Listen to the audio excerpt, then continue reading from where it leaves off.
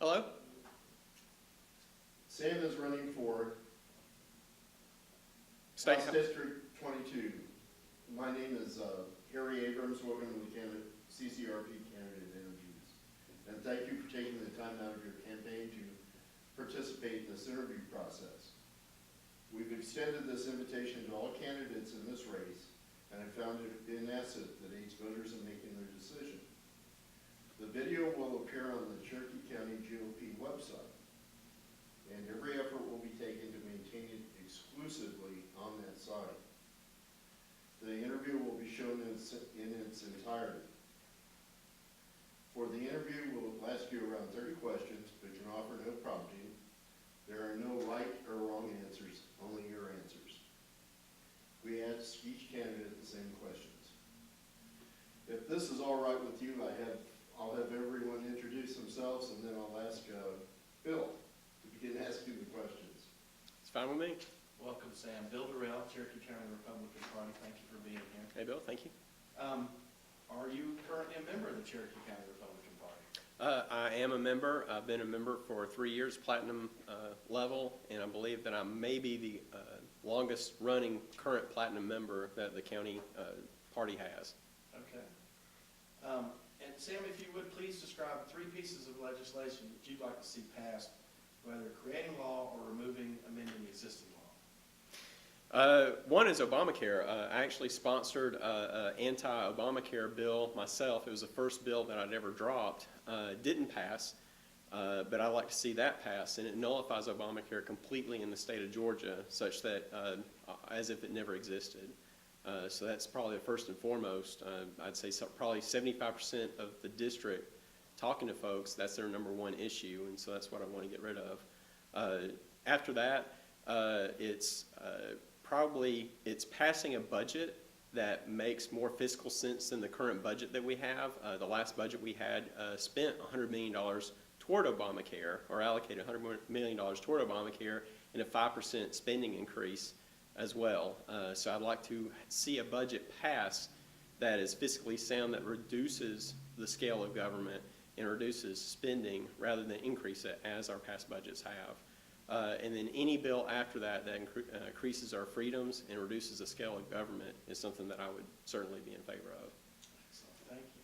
What state house committees would you like to serve on?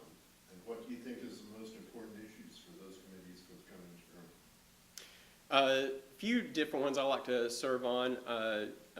Appropriations, again, for those same budget issues. The current budget is roughly half funded by the federal government. We claim to have a balanced budget in Georgia, but we do not. It's a budget that is filled in with the federal government. It's kind of like a teenager living at home, having enough money to pay for their own video games, but not room and board, and claiming that they're balancing their budget. So I'd like to be on the Appropriations Committee to make it more difficult. I personally went through the budget the first few days that I was in office and found probably $500 million to $1 billion of fluff spending that no one on the Budget Committee that I spoke with were able to even answer to at all. They said, we have no idea what half these things are, or any of these things are. So I'd like to fix that, obviously. Okay, thank you. Sam, what characteristics and qualities do you believe are important for the State House member to possess? There's 2 that stand out: trust and backbone.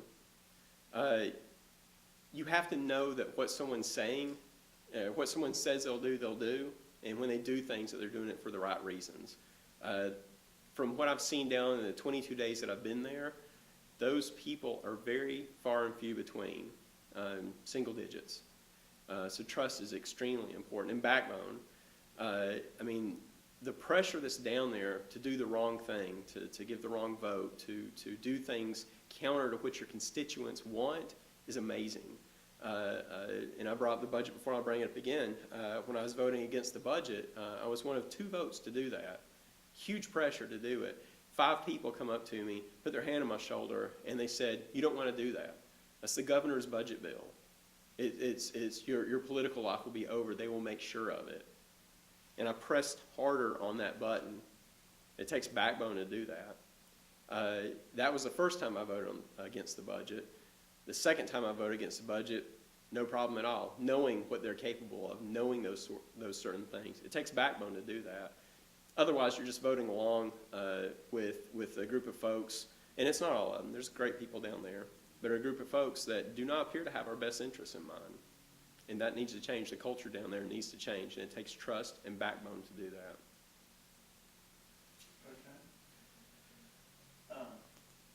Based on your understanding of the Georgia Constitution, what do you believe the role is of a state, what the role of a state representative should be? I believe that's Article 7, if memory serves correctly. But the role of a state House rep is to represent the people they represent, the people of their district, to listen to them, find out what their issues are, find ways to help them, find ways to free them of obtrusive government, tyranny, ways to find legislative ways to find solutions to their problems that fit within the Constitution. There's other things that a state house legislator does, representative does. We are supposed to originate the budget, even though that's not actually how it happens in practice, unfortunately. If we have impeachment proceedings, that would actually start in the state house, those sort of things. But the primary thing is to represent the constituents, and that's something I enjoy. That's actually my favorite part of the job. I've had town hall meetings. Many different ideas for legislation come straight from constituents, and I'm in the process of drafting them into law now. Circle back around those same constituents, ask others, and everything, and that's the part of the job that I love the absolute most. Sam, what is your position on the bill to make certain offices, the sheriff, district attorney, county commissioners, court clerk, to make those nonpartisan? I've actually voted for similar bills already. I'm in favor of that, the nonpartisan elections for those positions. Okay. What is your position on term limits?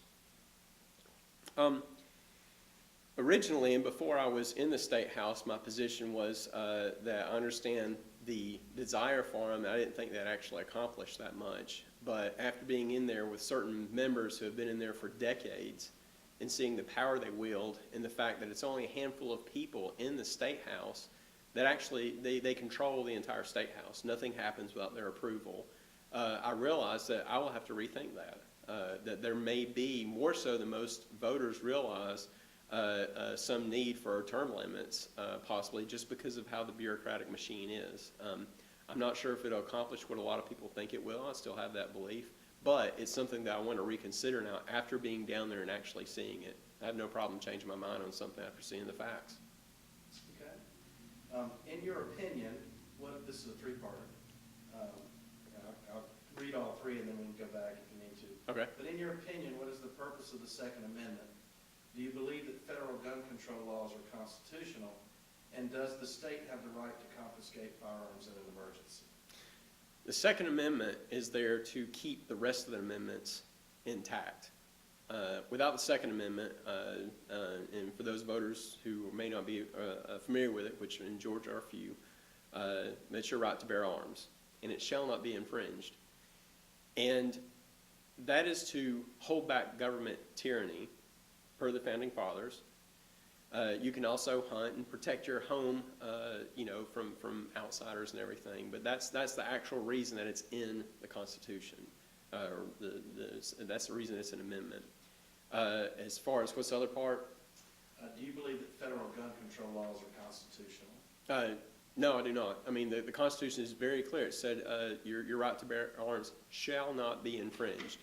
There's no exceptions. There's no clauses. There's no except statements in there. It's very cut and dry. And I'm one of two people who tried to implement as much Second Amendment rights to increase our Second Amendment rights in Georgia as much as possible this session. Two people. That's all. In a state house full of folks who claim to be all for the Second Amendment. But no, I don't believe they are constitutional. Now, if the Supreme Court says they are, then obviously that is the law of the land. But there's a lot of things that states can do to wrestle back our Second Amendment rights. And I think the third question is, does the federal government have the ability to confiscate guns? Does the state have the right to confiscate? Does the state have the right to confiscate guns? On a general ability, no. Absolutely, nor should they, nor shall they. You have our Second Amendment right and your 14th Amendment right, which extends it down to the state level. And even in a time of emergency or anything else, the state does not have the right to confiscate everyone's guns. Okay, thank you. What is your opinion of constitutional carry? How about the current limitations on carry such as campuses and churches? I am a huge proponent of constitutional carry, very much in favor of it, and I think that's how we should go as a state. Bad guys are going to get guns. Bad guys are going to do bad things with guns. I want our citizens, constituents, our families, my wife, to be able to defend herself, defend ourselves, everything. So constitutional carry is certainly a way to do that. We passed a bill, if I remember correctly, 875, the big gun bill that went through. I was one of two who actually tried to push campus carry on there, which is simply a 21-year-old on a university campus that allows firearms, and they have a weapons carry permit. It's actually a very small amount of folks who would have that. But again, my wife went to tech during her time in college.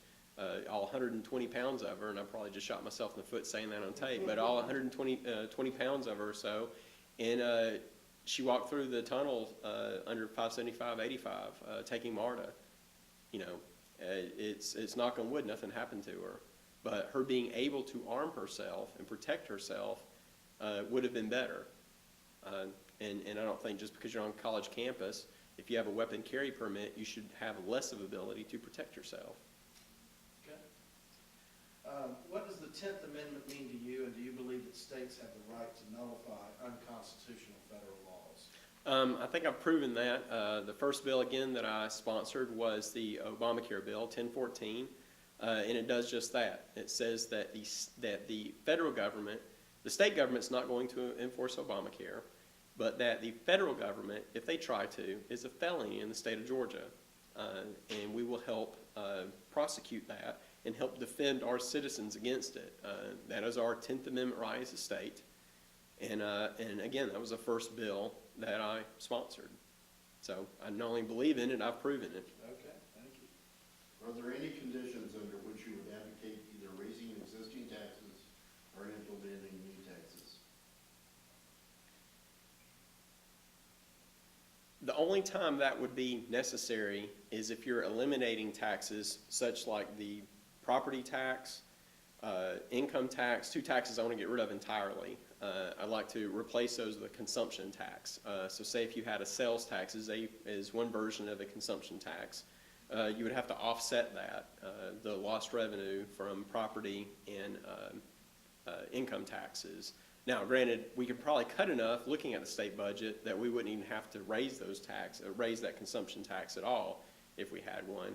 But otherwise, our spending is such that we should be able to go for dozens and dozens and dozens of years without ever raising taxes for any reason whatsoever.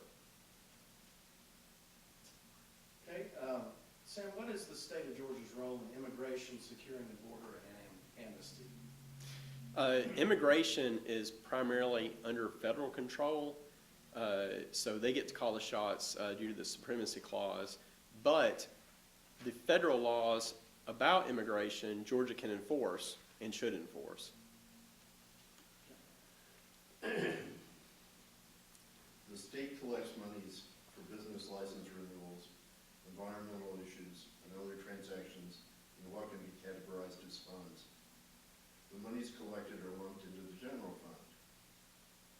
Should fees collected in the above individual funds be actually used as the legislation intended, or just placed into the general fund for appropriation as the legislature sees fit? I don't like those fees to begin with. I don't understand the point of most of them, getting a license and paying a fee for that, and I know you didn't mention this specifically, but paying like fees at a state park, and I bring it up because that's something that more people can maybe identify with. They go to the general fund as well. I don't understand the point of collecting those fees. If we need to raise more money, we should raise more money outwardly, not by these like little hidden fees everywhere. Now, if we're going to do that, let's assume that we can't get rid of those fees entirely, but if we're going to collect those fees, they should go to the intended purpose. One example is a tire fee. This is something that I voted against when it come up on its sunset provision. But the tire fee means that when you have a new tire that you buy, you pay a $1 fee for the eventual disposal of that tire. And what they do with this is, I think, and I may have these numbers backwards, but 60% of that money just goes into the general fund. 40% is used for tire disposal. And yet I still have probably 6 different constituents call up complaining about people disposing of tires on their property. They've called repeatedly about this, and no action's been taken. So whatever this fee was supposed to go to obviously is not being used, and not only that, but with 60% of it going to the state general fund, it's not only not being used for that, but it's just being thrown into there as an extra tax. So these fees aren't even fees, they're really just taxes on whatever it is that you're trying to do. It's more taxing, so I'd like to get rid of them. Would you support a constitutional amendment to require monies collected actually be used for the intended legislation? Yeah, assuming we had to collect them in the first place, then yeah, I would definitely support something like that. I think it would cut down possibly on the amount of fees collected, but I would have to look at the legislation itself, because thinking it through, there could be a case to where you would want to have a new agency created, and they would actually come up with these fees to fund this agency, and it turns into yet another agency that just wastes taxpayers' money. So there's different things to think about in legislation. That's what I've learned in the 22 days that I've been down there, that it's on one hand you're thinking, well, the right thing to do would be to say, well, if you're going to have a fee for this, then you should spend it on this. But you realize when you're down there that everyone has an agenda, and the agenda might be, well, I want to have, for example, the used tires. I want to have a used tire administration or a used tire agency or something, and they grow government that way. And then all of a sudden the $1 fee, it puts more pressure on them to have it be a $2 fee. So you'd have to be careful how that was written into the Constitution, such that it's just not going to turn into another tax where they increase it every year trying to grow that agency, that state agency, if it turns out that way. Sam, what's the current method of taking a bill through the legislature? It's a two-parter. Okay. What's the current method of taking a bill through the legislature? And would you support a policy change that would require 24-hour notice prior to the final reading and vote of any bill before the legislation? Okay. So the way it works is you draft legislation and you go through legislative council to do that, and that is the person that makes sure that all the legal, not ramifications, but the legalese of the bill, line numbers, titles, those sort of things are set up. You work with them to make sure that the bill is sound, and then you drop it. And drop it means you sponsor it, you enter it into the system. There's 2 pieces of paper, you sign both of them, you might have other people co-sign them with you, and you submit it in. The following legislative day, they have what's called first reader. And at first reader, they simply read the title of the bill, which is actually a paragraph, a short paragraph that kind of explains what the bill does. This paragraph really doesn't necessarily explain what the bill does, it's just supposed to do that. It can say one thing, do something else, whole different topic. The next legislative day, you have second reader. It's the same thing as first reader. They read that. At second reader, the Speaker of the House assigns that bill to a committee. When that bill is assigned to a committee, it goes in the committee. The chairman of the committee then can do anything from completely ignore the bill, act like it was never put in that committee at all, or he can bring the bill up for discussion. They can move it around however they want to. They have full control over that bill while it's in committee, so that's why committee chairmen are so important at the State House. Let's assume that it goes through the committee process, it's amended, it's changed. Few bills ever make it through intact. They're always changed in some way. This is the point where the public can come in with input. Different groups can come in, special interest groups, good and bad, can come in and give input and everything. Bill changes. Sometimes it's added to a different bill. Eventually, if something happens, let's say it passes through, it passes out of committee, that's done with a vote. That vote is currently not recorded. That's something that I've sponsored legislation to change, by the way, so you can be accountable to it. Then it comes up to vote the next day possibly, or as soon as the next day. In fact, it can come out of committee, and it actually goes into the Rules Committee at that point. In the Rules Committee, all they do is they find out, they determine which bills are going to be, that could be presented to the floor, the general chamber, for everyone to vote on. And then they have rules within that saying whether you can have amendments to those bills, not have amendments to those bills, amendments in certain ways, certain things like that. Georgia is actually one of the most restrictive states in the nation on that. So let's assume that it goes through the Rules Committee, comes out of Rules Committee. Now it's on the Rules Calendar. The Speaker of the House looks at the Rules Calendar, and the Speaker of the House determines completely on his or her own, in this case, that a particular bill should be brought up for consideration. And it could not even be brought up at all, although most of the time it is. And at that point it's voted on. It could be amended. And then it's voted on, and if it passes, it goes over to the Senate, and then it goes on. I'm assuming you're all talking about the State House, not necessarily the rest of it. Right. Yeah. So that's basically what happens. Now, your question, your second part of the question is, one problem with this is that a bill comes up and it hits your desk, and theoretically, you might have to vote on it immediately or within 30 seconds or a minute or something like that. You don't have time to really read it. There's one or two exceptions. The first time the budget comes up, I believe it has to sit on your desk for 24 hours.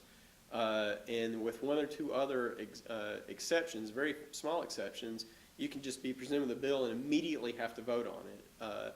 Makes it very stressful. It makes it very difficult to really understand what you're voting on, and it results in a lot of just yes votes on legislation that folks honestly do not read. Some I don't do. I always vote no if I don't understand it. I have sponsored legislation that requires a 24-hour wait time, especially coming out of conference committees, before you can vote on a bill.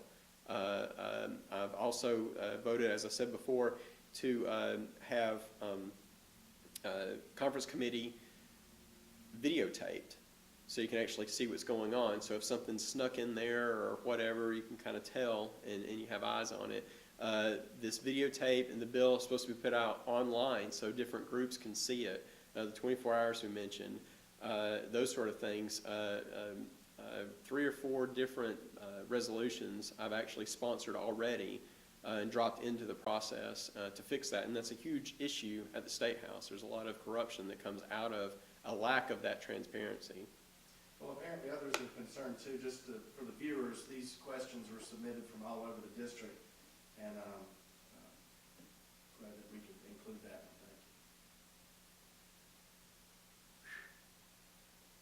Sorry, that was long.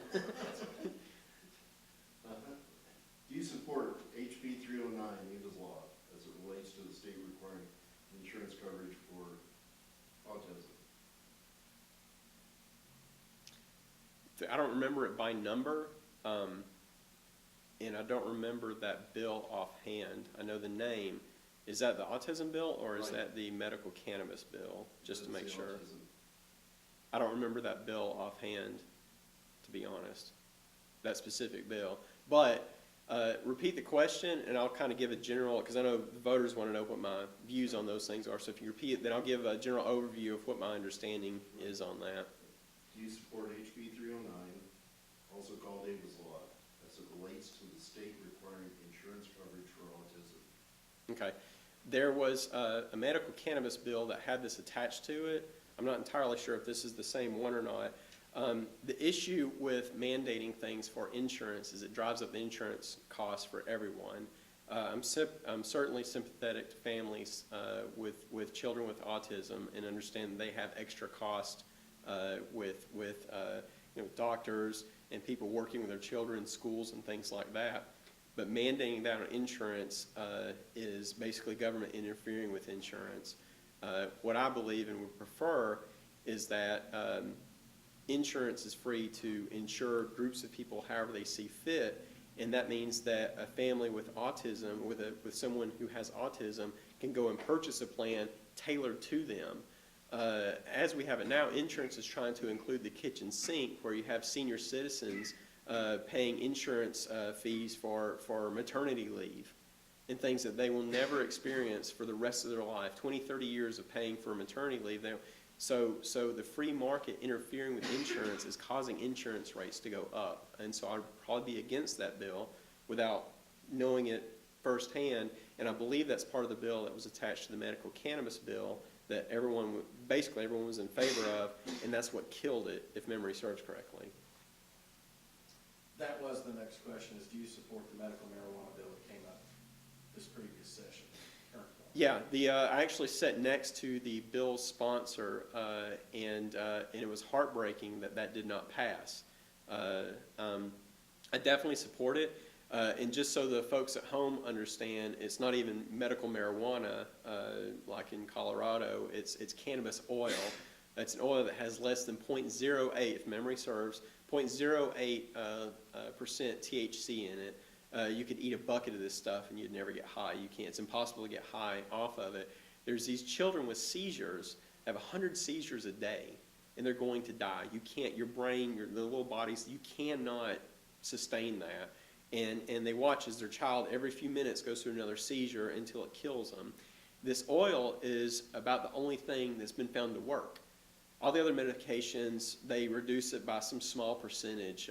What I heard from the bill sponsor, like 5 or 10%, is basically nothing, maybe 25%, basically nothing. It's still 75 seizures a day. That's not relief. And so this oil, you give it to them, the seizures go down to maybe 1 a day, maybe 0. Maybe 50% or so. But they were talking, at least the numbers that the sponsor was giving me, is that it eliminates it. It works. The one issue is it's not FDA approved. That takes years.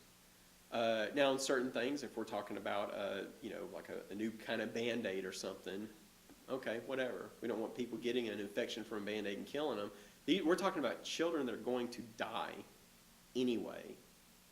Why not give them this medication is completely beyond me. So I support it, and it's heartbreaking that it didn't pass. Again, this is not medical marijuana. This isn't smoking marijuana to alleviate pain of cancer or anything. That's a whole different subject. This is simply medicine derived from a plant that is currently illegal to work with, and it's a travesty.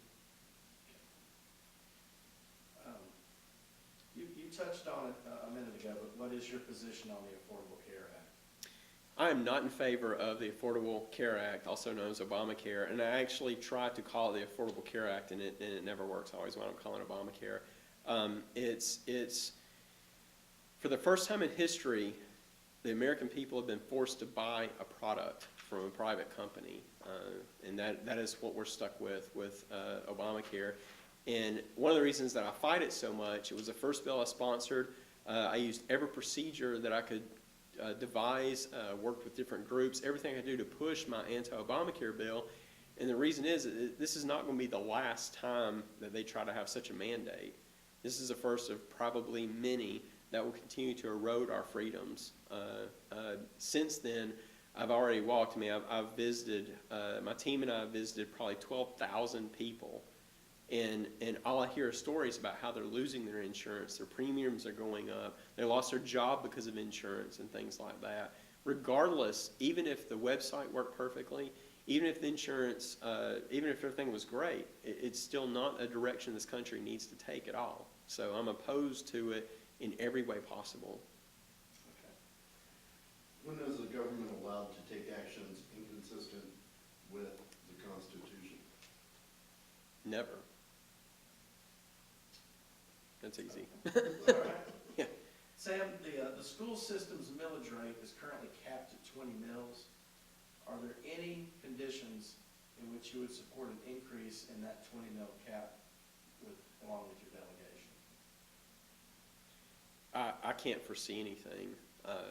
It's easy for people, especially in such a Republican district, to say, "Oh, I'll never raise taxes" and things like that. And my voting record shows. I was one of 2 that voted against the budget because it raised by 5%, and 170 something people voted for it. But I don't see a point in raising the millage rate. I don't think I will. But again, I'm not going to promise that I never will, because you don't know if the millage rate's the only way we pay for government, and we're able to get rid of all the other taxes, and the net effect to our pocketbooks is positive. Well, maybe. if that's, you know, what it takes. Answers like that, to me, you have to look at the legislation itself to actually tell. In general, no, I'm not raising any taxes, but you have to look at the legislation to actually tell what you would be doing and the real effects of it. Okay, thank you. We did pass and I voted for it, a constitutional amendment to cap the sales tax in Georgia at 6%. So very happy about that. Excellent, thank you. What is the unemployment rate in your district? I don't know.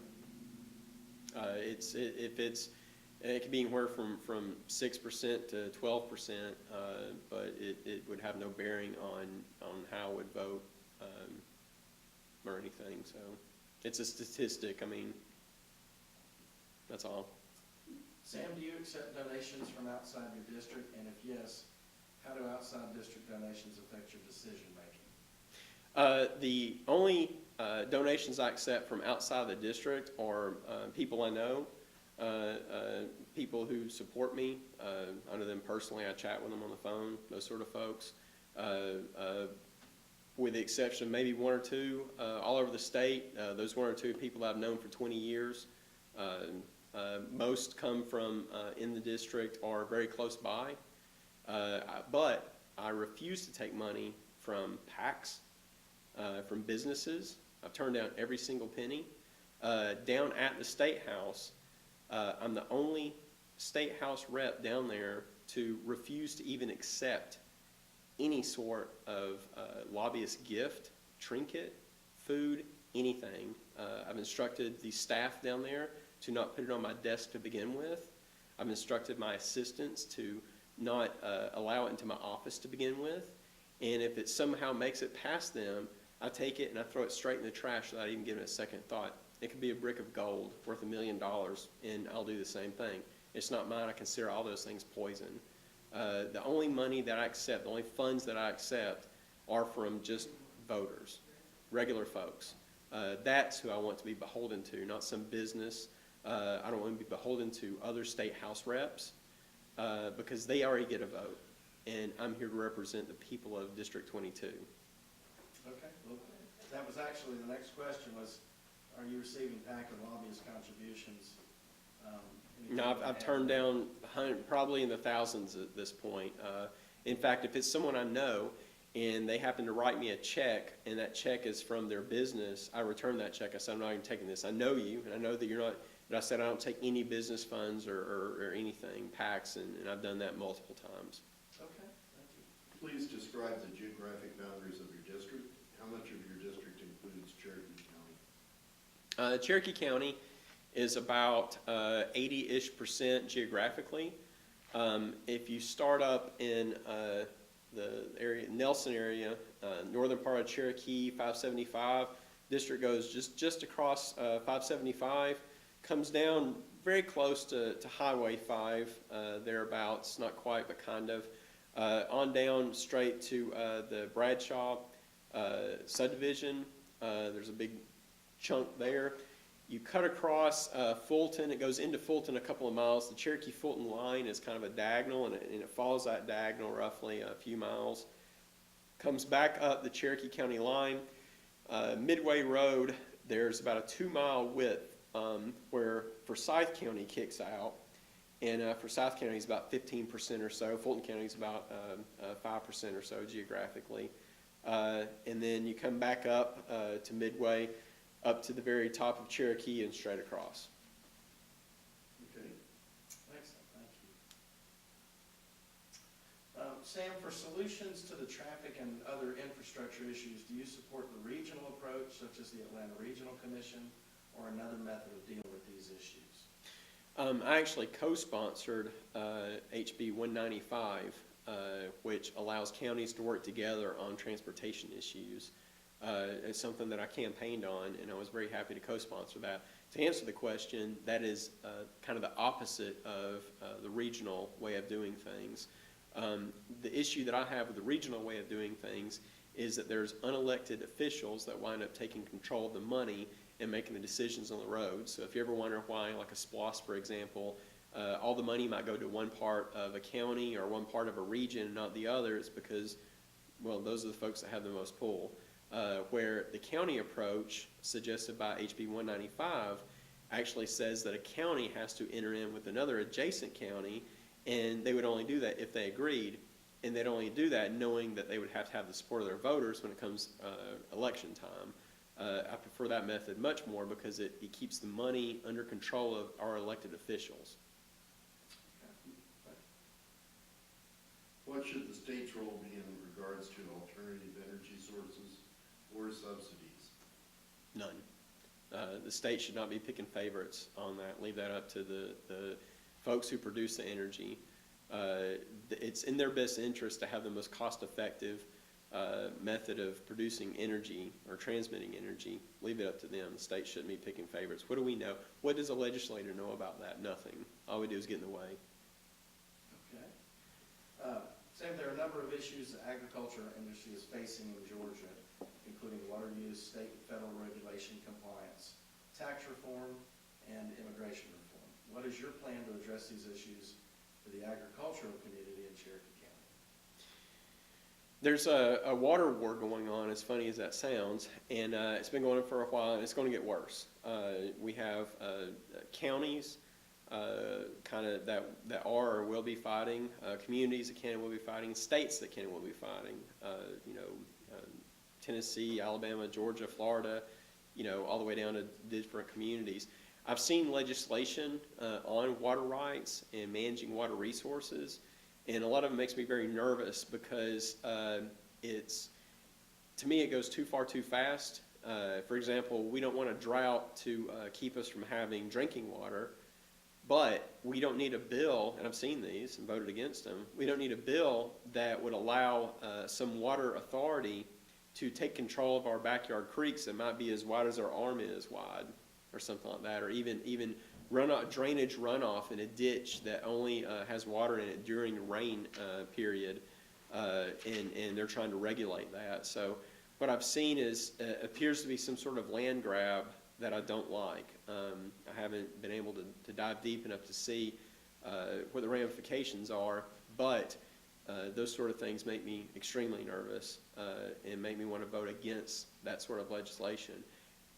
Knowing that it's coming down the pipe, we are going to face water shortages, and what we need to do is focus on things that preserve our property rights when doing so. And what I've seen so far seems to favor taking them away, and that I'm not in favor of.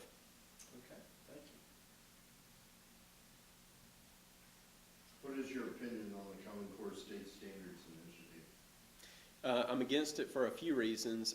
One, based on what I've seen, I've not been impressed by the standards themselves, but that's extremely minor to the overall issue of top-down mandates coming from the federal government, coming from state government, in fact. The Common Core, now that I've had more time to look into it, 2010 to 2012 kind of swept through all the states very quickly. And I was wondering, how can that be? And it turns out there's a lot of money attached to it. And what I've learned down there at the State House is that if there's money attached to something, and if it's federal money, they treat it as free money, and it's not. That federal money comes from our taxes, and my constituents pay that money, so it's not free. So this money comes down from the federal government, and they just take the money. The strings are actually the Common Core standards, and they've proven not to be necessarily the best. But even if they were the best, a free market approach to education, having local boards of education be able to choose what standards, what teaching methodologies, what books, what anything they need to do, choose those on their own. And if they want to go outside of the state to find standards, then so be it. If there's better standards outside of the state, great. If there's standards that the Georgia Department of Education come up with that are superior, they should adopt those. And you can look at who adopts what standards, and that will let others know the winning standards. Forcing one standard upon everyone will remove that, and it will be stale. And from what I've seen, it looks to be controlled by a few special interests anyway.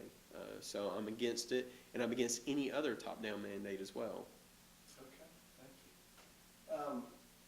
Sam, what are your most important interests outside of your current work? I won the wife lottery, so at this point, I've been working. I was elected, and the day after I was elected, we had a victory party. 2 o'clock in the morning, went to bed. I woke up about 5 and went down to the State House and just sat there behind my legislative desk. I wasn't allowed to sit in it. I didn't even ask or try, and sat there and watched how it worked. So for about a week, I did that, and that way, my first vote would be an informed vote. I wouldn't have to wonder which button to push or what to do or anything. I ran and I was down there for 22 days and came back and immediately had to start campaigning. And I'm in the middle of the campaign now. And because of that, my wife's extremely supportive. But of all the interests that I have, motorcycles, camping, outdoors and stuff, at this point, honestly, it just comes down to just wanting to spend time with my wife. And I have tons of interest. I have a shop and work on cars and weld and woodwork and garden and read and help others. And right now, it's just I just want to spend time with my wife, my family, my friends. I've been working extremely hard, and that's pretty much what my interest is these days. Okay, thank you. Do you support the fair tax or flat tax or some other alternative plan at this point? Consumption-based tax is what I support. I understand that some of those you mentioned fall into that category, some do not. My policy has been not to support one particular scheme over the other, because what I want to do is get us off of property taxes and income taxes and on a consumption-based tax. If I supported one consumption-based tax or one tax scheme over the other, the argument or the discussion would turn into a discussion about which scheme and not about trying to get away from property taxes or income taxes. So that's kind of a non-answer. It might be a politician answer, but that's how I'm choosing to frame that, because I don't want it to be about which scheme. I want it to be about getting us off of property tax and income tax. Sam, would you work with those across the aisle to pass a budget? Certainly. If they wanted to have a budget that maybe didn't spend as much, I actually worked across the aisle on a few pieces of legislation.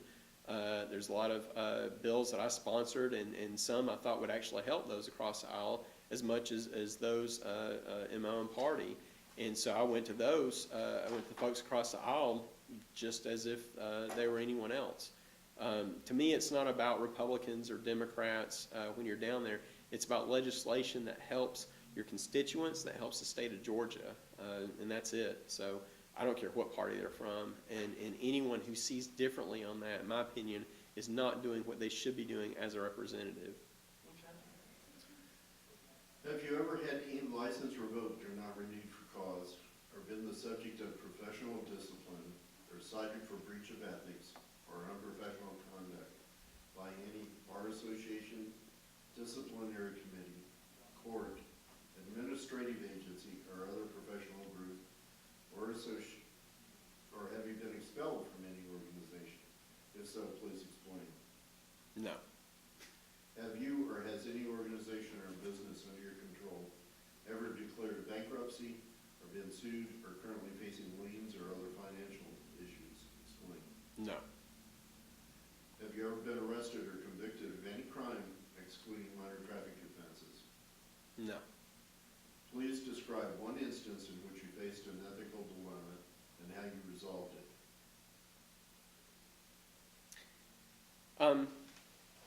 My wife and I, we were buying tile for a bathroom that has been sitting 6 months unfinished. And when we got home, my wife actually on the way, she said, that was a lot cheaper than I thought. And I said, how much was it? She's like, $100, $200. And I was expecting maybe $800. And so I actually pulled off the side of the road, because it's, I knew about what it would cost. We had a budget and everything. So I pulled off the side of the road, and this is pretty late at night. Store was about to close, or store was about closed. And they had charged us for 12 tiles instead of 12 boxes of tile. Huge difference, order of magnitude difference, obviously. And so we drove back to the store, and it was closed. It was like 9:05, they closed at 9. And so I spent the next 2 weeks calling them, because the store, while a great store if you're there in person, not as good on the phone. So finally, I just drove over there and I explained to him what happened. I took the receipt, explained to him what happened. Now, of course, there was, I mentioned this to my family and friends and different people, and a few people were like, man, you made out. And I'm like, no, I didn't. I said, now I have to go pay for the rest of my tile. They gave me the tile, and I haven't paid for it. It's that simple. And they're like, but you're, 600, however much it was, dollars. I'm like, that's not my money. That's their money. They gave me a product, and now I deserve to, they deserve to pay for it. If they haven't cheated me, I'm not going to cheat them. And so it took a while, but I had to, I drove down there, and it was actually out of the way, which is the reason I tried to call for 2 weeks. And almost had to argue with them. They were like, what do you mean? I'm like, no, this, and they looked it up and said, no, we have 12 tiles. I said, I got 12 boxes of tile. And so they said, thank you very much. They appreciate it, and that's it. So it's a small thing, but that's how I see things. I mean, you have things that belong to you and things that don't. It's the same with the lobbyist gifts. That doesn't belong to me. That's the reason I don't want any of them. I don't care what it is or how much it's worth. It's not mine, and so I refuse to take those things, and that's why. Excellent, thank you. Are you currently connected to any outstanding unpaid taxes in any way? No. Is there anything else we should know that has not been addressed?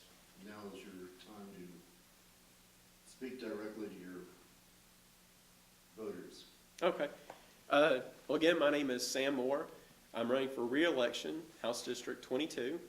I ask you to please contact me with any questions you have. I answer all of my all phone calls. It's my cell number that you see on my website and on my push cards. I answer all emails, and I gladly do. It is what any good State House representative should do. Anything that you may have heard about me that seems questionable, probably is. Please contact me on it, and I'm more than happy to discuss it with you. More importantly, though, if you have legislation ideas, new laws that you want to see, or laws you want repealed especially, then please bring those to my attention as well. Ask for your vote on May 20th. Early voting starts April 28th. And I thank you very much for your time. And Sam, we appreciate your time, and we appreciate all the folks in the district that submitted the questions. Definitely. Thanks, Bill. Yes, Thanks, sir. Harry. Thank you, Sam.